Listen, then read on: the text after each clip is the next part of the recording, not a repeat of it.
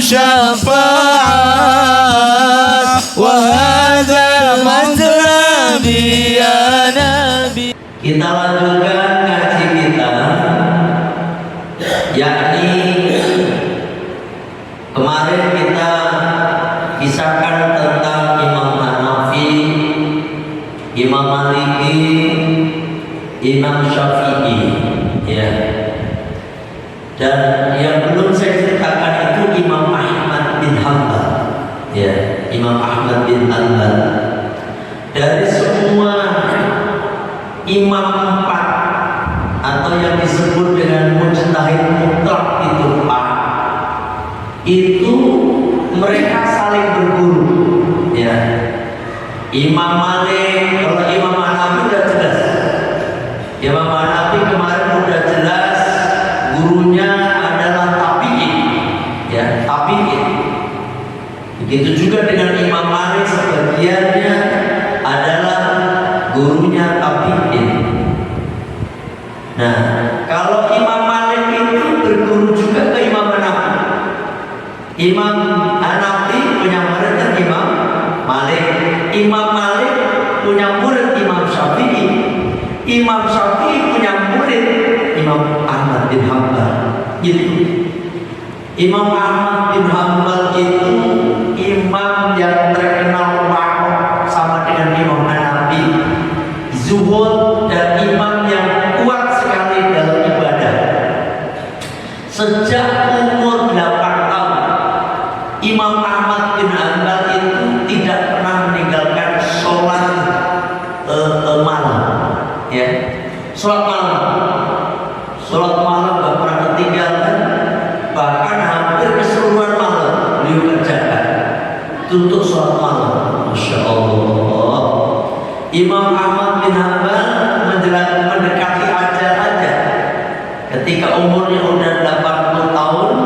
Nah, baru beliau itu udah mulai lemah dalam mengerjakan sholat malam. Intinya beliau itu tidak pernah meninggalkan sholat malam, bahkan sebagian malam itu dipakai untuk sholat tahajud. Imam Ahmad bin Hanbal adalah imam satu-satunya, salah satu imam yang tidak ada tandingannya di zamannya. Beliau punya hafalan hadis 1 juta hadis. Mereka 1 juta. Jadi kan berapa? 1 juta. Aduh, 1 juta kepriwe coba. Hampir semua hadis beliau paham. Itu bukan semua sahih, beliau paham betul. Ini sahih, ini hasan, ini hadis marfu, ya. Ini hadis mauquf, ini matruk, dan lain sebagainya. Bahkan ini mauquf, itu Imam Ahmad bin Hanbal betul-betul paham, ya. Beliau adalah muridnya Imam Syafi'i, dan beliau punya mazhab sendiri, yakni yang disebut dengan mazhab Hambali. Dan mazhab Hambali ini kebanyakan diikuti oleh orang Arab, itu orang Arab. Di samping kalau di Madinah sendiri itu Imam Malik, kalau di Makkah daerah itu Imam Ahmad bin Hanbal, ya kan? Ini berkenaan dengan Imam Ahmad bin Hanbal. Beliau hafal 1 juta hadis. Subhanallah. Nah, sekarang kita melanjutkan pembahasan langsung ke bab utama di dalam kitab Fathul Mu'in. Bagaimana kita harus ketahui bersama, kitab Fathul Mu'in ini adalah kitab lanjutan dari kitab-kitab fikih, bahkan menjadi tolok ukur seorang santri itu dikatakan bisa baca kitab atau tidak itu ketika dia bisa membaca kitab Fathul Mu'in dengan lancar gitu. Karena kadang-kadang Fathul Mu'in itu rujuknya jauh sekali, rujuknya kadang-kadang tersimpan gitu. Beda dengan Sapina, ya kan, beda dengan Fathul Qorib, kitab-kitab di bawahnya gitu. Fathul Mu'in nanti lanjut ke Fathul Hajjaj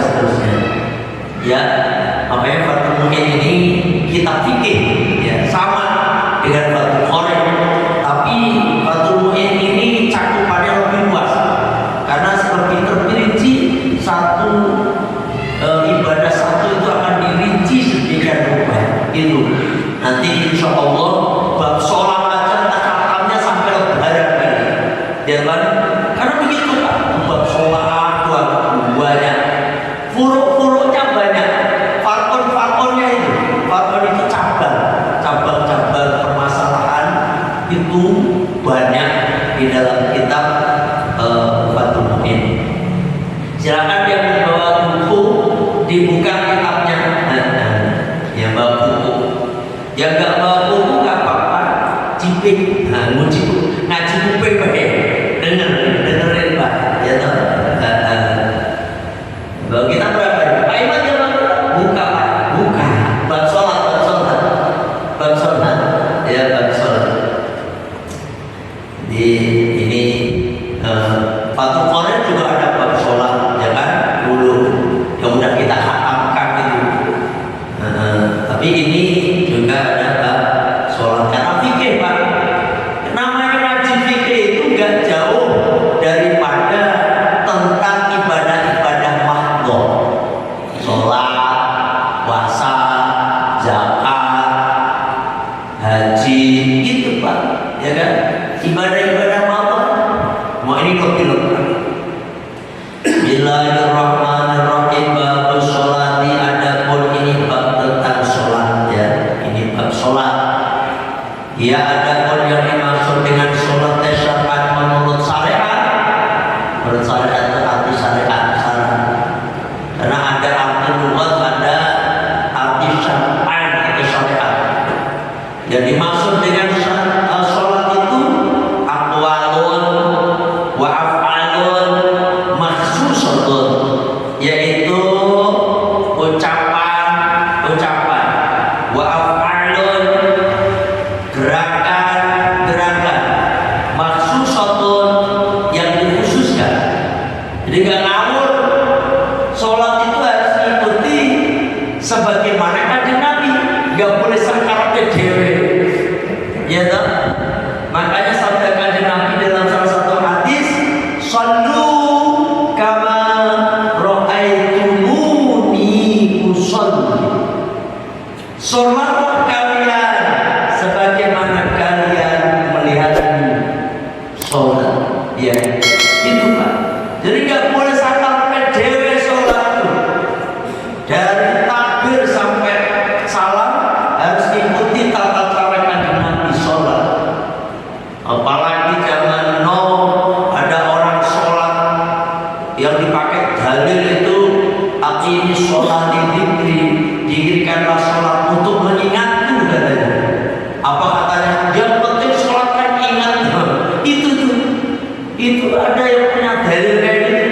Yang penting ingat, gak usah jengkang-jengkeng, yang penting ingat daripada jengkang-jengkeng gak ingat. Ini gak bener ini orang. Ini ada kata-kata jengkang-jengkeng ini. Harus rukuk, sujud. Yang penting ingat. Saya pernah ketemu orang model kayak gini. Saya pernah bertamu di satu rumah orang tua, itu orang tua. Ketika ada Allahu Akbar, sholat sebentar, saya sholat dulu. Dia diem. Dia itu mau meningkat cipta itu mah, angel aja. Saya harus komplain, tapi dia itu hak saya dan astagfirullah saya. Kata dia, angel orang tua itu kadang-kadang susah dibilangin. Enggak semua juga, semua ada tua-tua ini. Memang kadang-kadang yang tua itu susah dibilangin, merasa dirinya benar kayak itu Pak. Jadi kebatinan. Ya udah, saya tak sholat dulu. Itu aja dia. Langsung begini. Udah katanya sholat. Astagfirullah. Sholat apaan ada kayak gitu? Ya, kanjeng Nabi itu sejak beliau mendapatkan perintah sholat sampai beliau wafat, sholatnya ada berdiri, ada rukuk, i'tidal, sujud, duduk di antara dua sujud, sampai salam. Itu kanjeng Nabi begitu sholatnya, ya toh? Gak boleh mendengar cipta yang akal itu. Makanya akwal, ucapan, dan gerakan-gerakan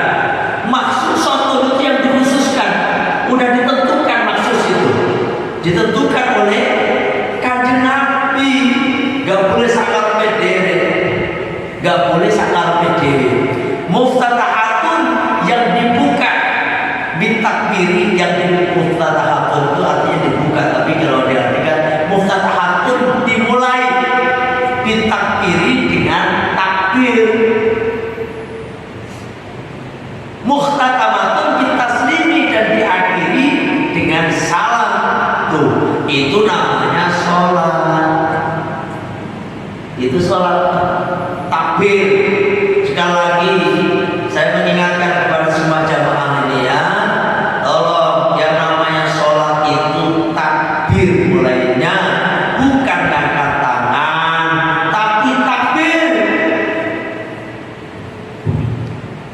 Allahu Akbarnya itu loh Pak. Kadang-kadang orang mengetang-ketang Allahu Akbar, kecuali takbir intikal. Takbir intikal itu takbir yang berubah dari gerakan sholat satu ke gerakan yang lainnya. Itu intikal, dari berdiri ke rukuk, ya kan, mau dari intijal ke sujud, itu kan ada takbir tuh. Allahu Akbar, itu takbir intikal. Hukumnya sunnah, sampai nggak bunyi nggak apa-apa, tapi nggak dapat pahala, nggak bunyi. Nggak boleh diwakili kalau takbiratul ihram, yaitu tidak boleh diwakili. Jangan sampai punya anggapan biar diwakili imam aja, nggak bisa. Ya, takbiratul ihram makanya disebut takbiratul ihram.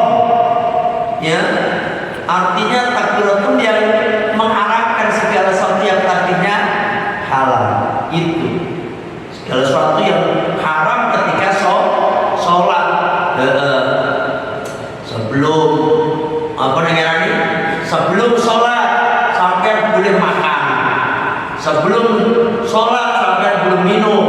Sebelum sholat sampai boleh ngomong, cekakak cekikik boleh, tawa ketiwi. Tapi kalau udah Allahu Akbar, segala sesuatu yang diperbolehkan itu udah haram. Itu Pak, ya toh? Udah, itu namanya disebut takbiratul ihram, dan wajib hukumnya bapak bunyi gitu. Gak cukup ngangkat dua tangan doang. Kok sampai nggak sah sholatnya. Itu namanya belum sholat. Ingat tuh, tak ingetin lagi. Ini pasti ada di antara bapak-bapak ada yang mungkin tidak mau takbir, cuma ngangkat tangan aja. Kalau sekali lagi takbiratul ihram tidak boleh diwakilkan. Artinya kalau takbir intikal tadi kan imam doang tuh, sampai tinggal mengikuti nggak apa-apa gitu. Ya Pak, ya, dia harus takbir. Oh, sampai nggak ngangkat tangan aja nggak apa-apa kok. Yang penting Allahu Akbarnya itu harus sampai bunyikan. Makanya kita kembali ke pembahasan Allahu Akbar ini. Allahu Akbar itu di dalam kitab ngaji awal itu, di kitab Safina itu diatur, ya kan, diatur di dalam sarah-sarah itu semua diatur. Allahu Akbar itu nggak boleh memanjakan hamzahnya, itu sampai segitunya Pak. Nggak boleh nanti hamzahnya sampai tambah panjangan Allahu Akbar, nggak boleh. Kenapa?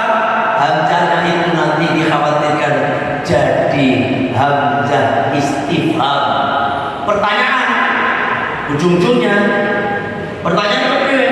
Ketika Bapak ucapin gitu, Allahu Akbar, itu kalau kita terjemahkan begini,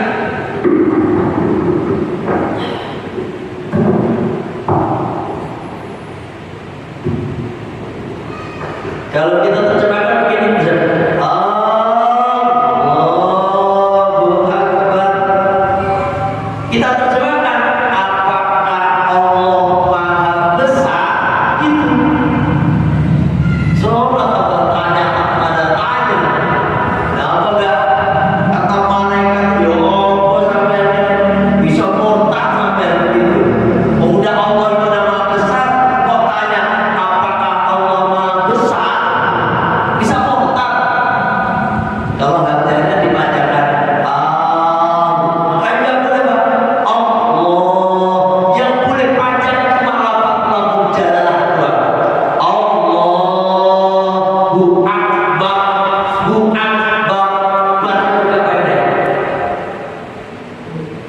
Yang punya juga nggak boleh panjang.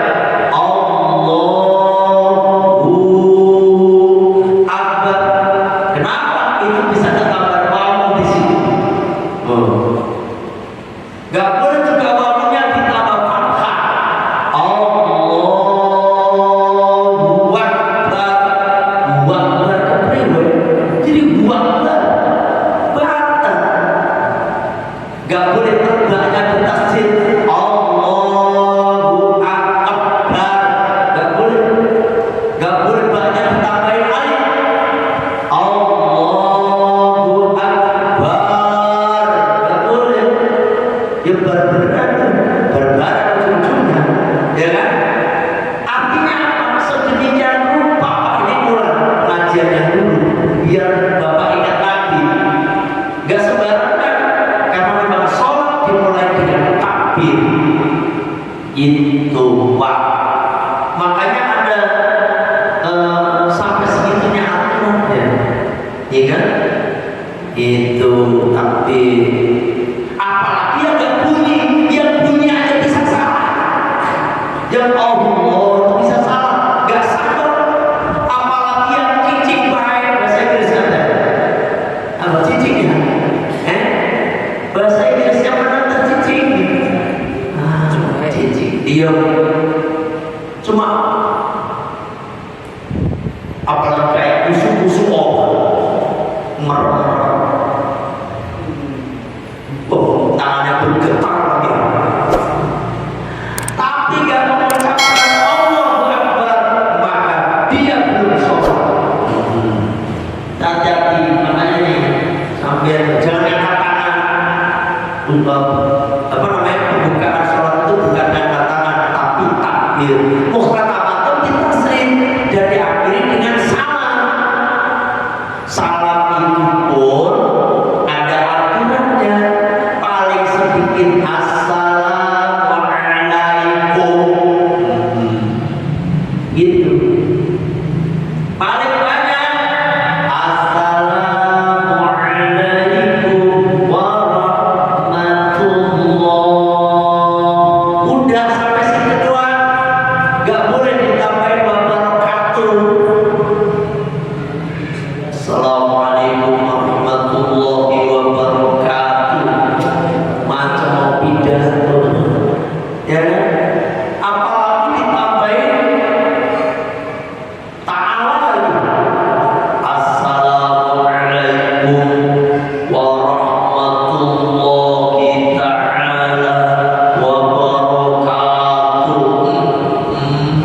Macam Pak RW mau apa namanya pidato, Pak RW mana? Ya seperti itu, nggak boleh Pak. Karena Nabi Nabi sholatnya assalamualaikum warahmatullah. Dan ingat, ini bahasa salam ya. Salam itu harus assalamualaikum. Karena ada orang itu salamnya begini Pak. Assalamualaikum warahmatullahi. Itu hilang alifnya. Itu Pak. Ketika hilang alifnya, salamnya kagak sah. Kalau salamnya kagak sah, sholatnya kagak sah. Waduh, ngeri banget ya. Emang begitu. Karena memang takbir itu rukun qauli, salam itu rukun qauli.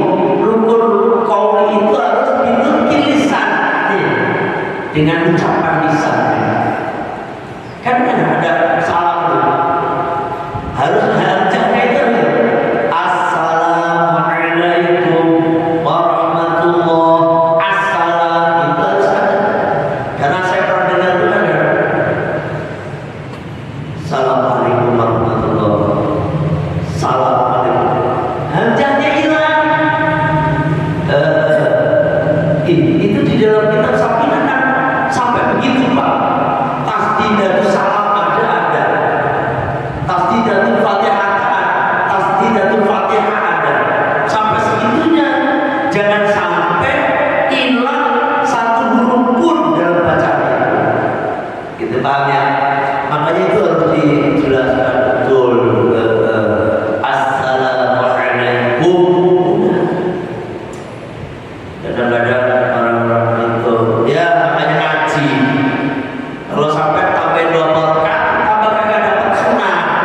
gitu. Ya. Terus diakhiri dengan salam. Kalau memang udah diakhiri dengan salam, berarti kalau udah salam, apapun yang diharapkan di waktu sholat itu udah selesai, kagak ada. Udah salam, assalamualaikum warahmatullah. Bahkan yang wajib itu cuma salam pertama ini, yang kedua sunnah, ya kan? Tengok kanan, tengok kiri itu sunnah, ya toh? Nah, kalau udah assalamualaikum warahmatullah, assalamualaikum warahmatullah, sampai boleh minum, boleh makan, boleh ngobrol, boleh buka HP. Yo, saya di sini, nah begitu Pak, boleh apa aja. Lah permasalahannya itu ada orang yang melarang habis sholat wiridan. Apa enggak semprul itu kadang-kadang? Karena apa? Mana kok dilarang?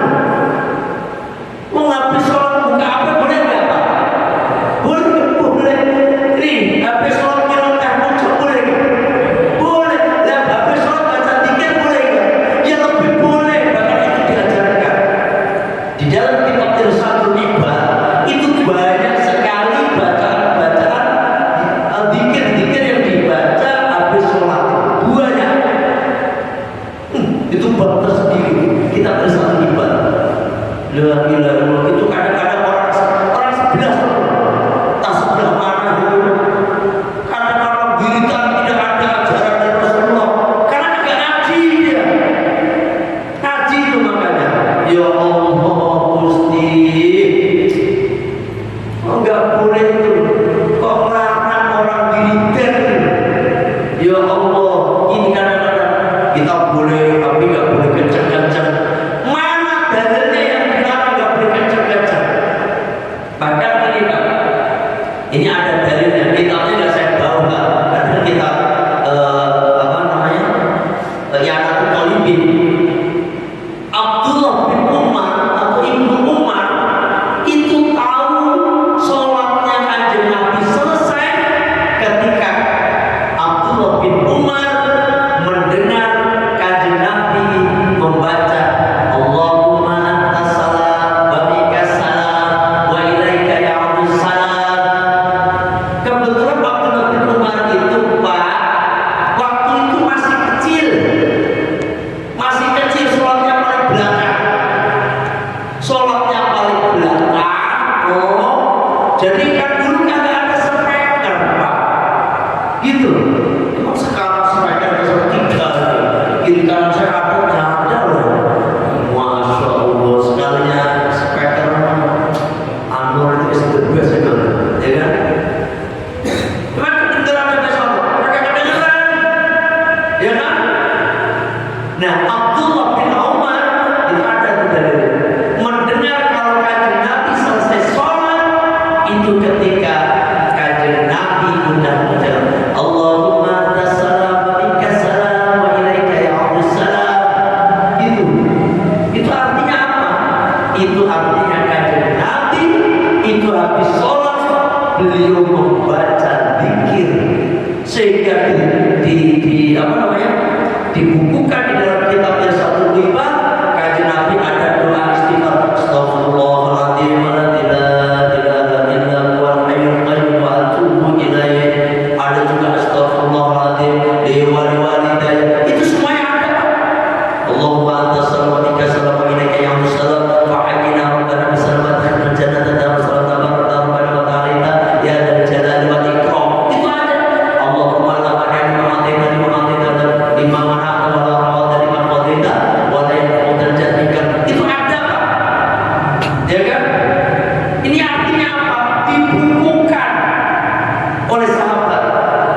Kalau Kanjeng Nabi diam Pak, gimana mau membukukan apa yang dibaca Kanjeng Nabi? Paham ini? Ini kadang-kadang orang sebelah ini, ya kan? Melarang orang wiridan. Kalau situ gak mau wiridan, sok mangga, gak apa-apa, silakan pulang aja. Ya toh? Sampai kadang-kadang mau habis sholat kosong buka HP, gak ada yang melarang situ loh, ya kan? Ngapain situ melarang kita wiridan? Kita baca zikir, itu semuanya diajarkan oleh Kanjeng Nabi. Bahkan Kanjeng Nabi baca ayat kursi, terus Al-Ikhlas 3 kali, itu semuanya ada. Kalau gak ada Kanjeng Nabi, itu hadis dari mana coba? Itu, Masya Allah. Saya menjelaskan seperti ini Pak, jenengan biar wiridan habis sholat. Tapi wiridan kan dua sama maghrib sama isya, kata siapa? Ya zuhur, ya asar. Astagfirullah, saya punya guru-guru begitu.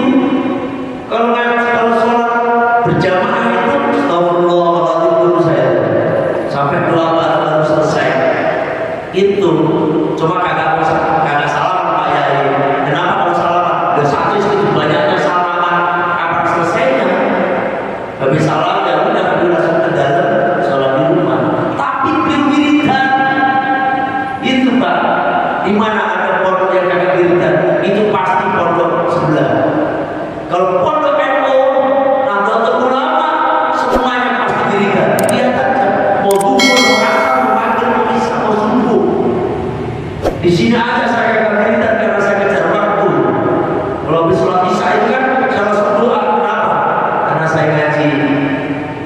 Duluan disuruh ada presiden, soalnya nih habis begini. Ya kalau sekarang nanti dijelasin dekat, ya kan? Nah seperti itu Pak, ya. Janganlah kalau emang ngajinya belum sampai, jangan nyalain orang gitu. Wiridan mau disalahin, ya buka HP kagak.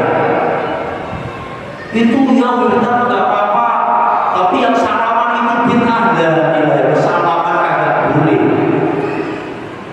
Kecuali lagi sholat salaman, ada ini masalah. Lagi sholat Allahu Akbar, Sallallahu Alaihi Muhammad, ini beda.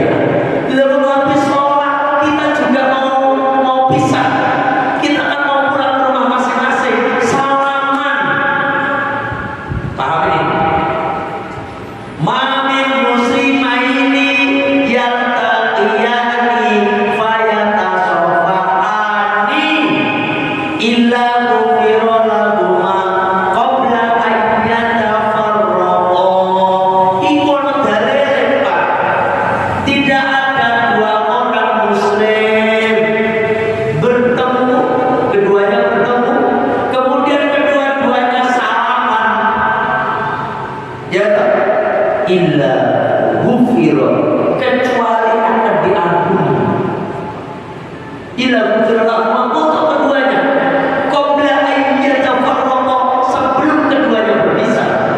Ya Allah, itu maka salaman. Udah salaman bagus, tapi kan pada itu bertemu. Emang kita tidak bertemu? Kayak Pak Rahman, rumahnya sini, saya di Serang. Ini kan bertemunya di sini salaman, ya kan? Ini diajarkan oleh Wali Songo ya kayak gini, ulama-ulama dulu. Ya Allah, kita tinggal makan aja susah banget. Udah ada lagi, udah salaman, terus kita sholawatan lagi. Sallallahu alaihi Muhammad sallallahu. Emang sholawat itu diatur batas waktunya? Kagak ada. Kapan saja, di mana saja, yang penting jangan di kamar mandi saja. Itu sholawat bagus yang minta ampun. Begitu juga dengan salaman, tidak ada aturan harus jam segini, harus jam segini, enggak. Mau kapan saja, jadi kan habis sholat kan salaman. Kalau orang kampung Pak, kampung saya di Bojonegoro, salaman itu 3 orang samping kanan, 3 orang samping kiri belakang. Wow, ada lagi yang tua itu kadang-kadang yang udah mau mati itu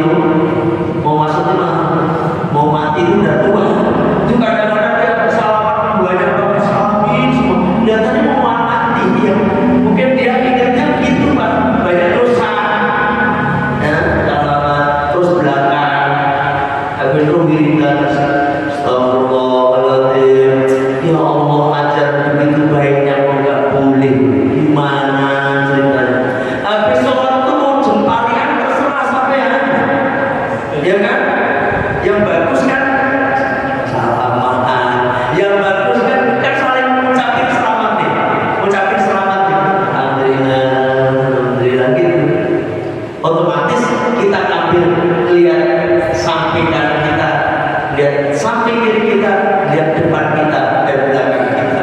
Ini filosofinya, kita harus memperhatikan tetangga kanan kiri kita, depan belakang kita. Itu ya Pak ya. Nah ini ya saya menyampaikan seperti ini. Kalau orang nggak suka sama saya, tanggapannya lain lagi. Wah, jika begitu nyala-nyalain orang, siapa yang nyalain? Saya cuma menekankan itu tidak ini Pak. Hukum Islam itu selama tidak bertentangan dengan Al-Quran, tidak bertentangan dengan sunnah Nabi, maka itu semuanya diperbolehkan. Tapi kan Rasulullah tidak memerintahkan, gitu kan? Rasulullah tidak memerintahkan. Pak, Imam sahabat Bilal bin Rabah itu pernah diperintahkan sholat tahiyatul wudhu. Kagak, ya kan? Bilal bin Rabah itu nggak diperintahkan oleh Rasulullah untuk sholat tahiyatul wudhu. Tetapi ternyata dengan berkahnya tahiyatul wudhu itu Bilal bin Rabah terompahnya aja itu udah terdengar di surga. Ketika Kanjeng Nabi itu ada hadisnya itu makanya ketika udah turun dari pulang Isra Mi'raj itu Kanjeng Nabi satu saat ketemu Bilal, ya kan, Bilal Rabah ditanyain, "Wahai Bilal, kamu itu punya amalan apa?" Enggak, Kanjeng Nabi, saya tidak punya amalan apa-apa. Saya punya amalan ya sebagaimana yang Engkau ajarkan ya Rasul. Yang benar. Iya ya Kanjeng Nabi, coba diingat. Baru kata Bilal bin Rabah, "Ya Rasul, tidaklah aku hadas kecuali aku berwudu, kemudian aku sholat 2 rakaat."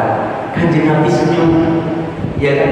Kanjeng Nabi kagak ngomong bid'ah itu, enggak saya ajarin itu, kagak begitu kan? Kanjeng Nabi senyum, kemudian ditiru oleh sahabat-sahabat yang lain. Kata Kanjeng Nabi, "Pantesan rompahmu mendaun rompahmu terdengar di surga." Aku mendengar perumpamaan kata Kanjeng Nabi seperti itu. Jadi sahabat Bilal itu tidak pernah hadas, artinya kalau berhadas tidak pernah punya hadas panjang itu, kentut langsung wudu sholat 2 rakaat, kentut lagi wudu sholat 2 rakaat. Nah itu Pak, silakan Anda jalankan. Itu sunnahnya Bilal. Tapi Kanjeng Nabi senyum beliau. Makanya itu disebut takrir Pak. Kanjeng Nabi gak larang, gak menyuruh juga, tapi ini baik. Itu Pak, ya Masya Allah. Ini kalau kita bahas banyak, ya kan, banyak dan seterusnya. Makanya kalau ngomong bid'ah, Allah Akbar, banyak. Ini tak muncul juga bid'ah ini mah. Jangan Kanjeng Nabi ada yang tak muncul. Agak ada. Kalau ini barang bid'ah nih, saya nggak mau minum ini, jangan Kanjeng Nabi kagak ada. Ya stres, ya kan? Dan seterusnya. Intinya apa? Begini Pak, sesuatu itu ya kita tidak boleh melarang sesuatu yang tidak dilarang oleh Allah kecuali ada dalilnya. Paham? Makanya sampai itu kalau diomongin begini, wiridan habis sholat bid'ah, haram gitu. Sampai sekak begini Pak, coba saya carikan satu dalil aja yang melarang habis sholat wiridan atau yang melarang habis sholat salaman. Mana dalilnya? Satu aja. Pasti dia stres. Paham ini? Makanya ini Pak, sesuatu itu selama tidak ada larangan dari Allah, tidak ada perintah dari Allah, maka dikembalikan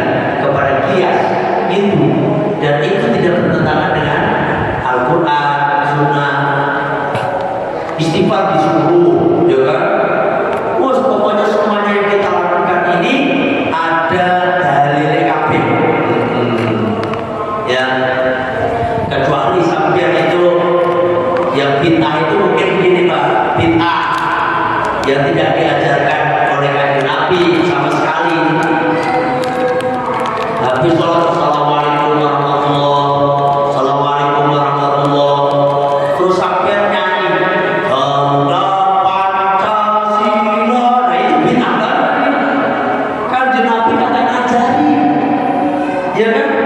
Emang ada lagu gerakan Pancasila zaman Kanjeng Nabi? Kagak ada. Bertentangan dengan Al-Quran apa Sunnah? Emang tidak bertentangan dengan Al-Quran dan Sunnah memang, tetapi ini gak layak. Habis sholat itu baru bisa kita ingat kepada Allah, nutupin kekurangan-kekurangan kita di saat sholat. Gitu loh. Lagi sholat kan banyak bolong-bolongnya, ya kan? Ada entah sampai dari takbir tuh pikirannya melayang kemana-mana, itu kan mikirin opo gitu. Aduh, gajian masih lama banget, nah mikirin sampai ya.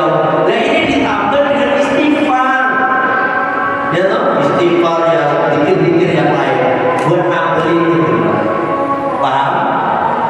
Ini loh, makanya kalau ngaji itu ya jelas, ya. Jangan lewat YouTube, Google, ngaji gurunya YouTube, Google, ya kacau, ya kan? Tapi ngomong-ngomong, ada yang nanya kan? Ada yang saya, ada yang nanya, ada yang nanya, ada yang nanya. Jadi intinya silakan habis sholat ya dikir, ya salaman.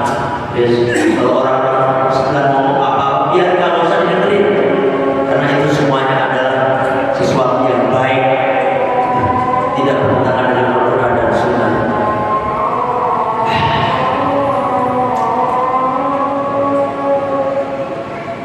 Nggak ada nanya nih. Ada nanya Pak? Ada nanya apa Pak?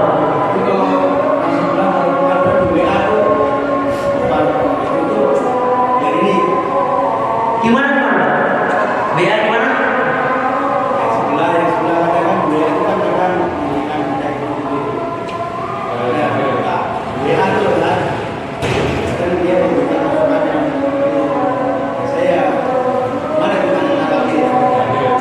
Dari gitu ya.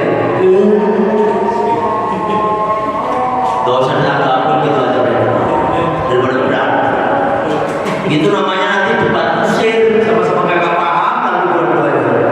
Debat usir, biarin guys. Pak, kita ini dengan habis sholat wiridan, dikir yang udah itu tadi, orang-orang yang tadinya nggak hafal tuh jadi hafal. Itu fadilahnya, ya toh? Nah coba kalau kita habis sholat menang baik, apalagi habis sholat ngadep ke jamaah menang baik, terus matanya pelora gitu. Ini nega pelora menang lagi. Orang-orang yang di belakangnya baru latihan sholat, gimana ngomong kimoco kisih kan gitu. Ya Allah, gitu Pak. Kan banyak di antara kita yang baru sholat, yang baru tobat terus berikut sholat. Nah kalau sholat menang baik, oke lah, kan ada juga di antara yang orang itu lihat semakin hati-hati, ngajar kondi gitu. Yang kedua juga kalau diam itu otomatis orang-orang itu juga kagak bisa doa apa namanya zikir setelah sholat itu kagak dipaham, ya kan? Kalau kita jadi paham apal Allahumma antas salam minka salam itu kan karena mendengar sehingga apa? Jangan begini. Saya pernah berangkat umroh aja di Solo aja, di Serdium aja, di Madinah dia, di Mekah dia. Lah orang sana udah biasa, ya kan? Emang di sana itu mandatnya lain bukan kayak kita. Tapi memang kalau di sana ada yang dibaca Pak, udah pada paham, ya kan? Nah gitu. Dan seterusnya lah. Jadi mas-mas, jadi kalau ada orang yang di WA ajak debat-debat gitu, mending suruh datang ke Al-Fatihah aja, gitu tuh. Ayo Bapak mendingan ke pesantren Al-Fatihah aja kan gitu. Kalau nggak